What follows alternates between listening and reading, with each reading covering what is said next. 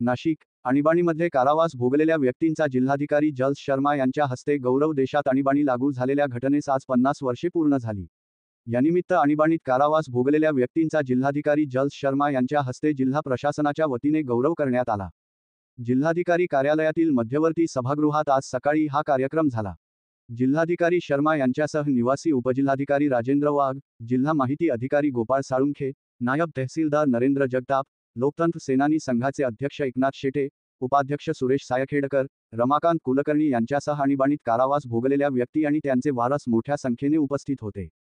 जिल्हाधिकारी शर्मा यांच्या हस्ते मुख्यमंत्री देवेंद्र फडणवीस यांच्या स्वाक्षरीचे गौरवपत्र, गुलाबपुष्प देऊन कारावास भोगलेल्या व्यक्तींचा सत्कार करण्यात आला.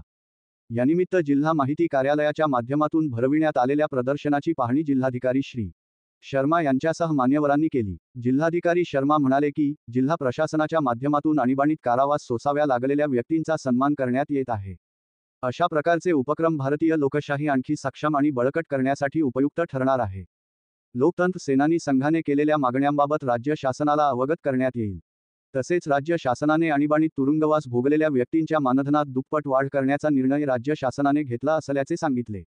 श्री. शेटे, भानुदास येवला, दिनकर देशमुख, जयश्री कुलकर्णी, धनंजय कुलकर्णी, रमाकांत भावसार, दामोदर गौरकर आदींनी मनोगत व्यक्त केले. त्यांनी सांगितले की, आणीबाणी अचानक जाहीर झाली. लोकशाहीसाठी अनेकांनी सत्याग्रह केला. या कालावधीत अनेकांना तुरुंगात डांबण्यात आले. भारतीय राज्यघटनेचा दुरुपयोग झाला. त्यानंतर जनमत विरोधात गेल्यानंतर 1977 मध्ये आणीबाणी मागे घेण्यात येऊन लोकसभेच्या सार्वत्रिक निवडणुका घोषित झाल्याचे त्यांनी सांगितले. निवासी उपजिल्हाधिकारी श्री. वाघ यांनी प्रास्ताविक केले. त्यांनी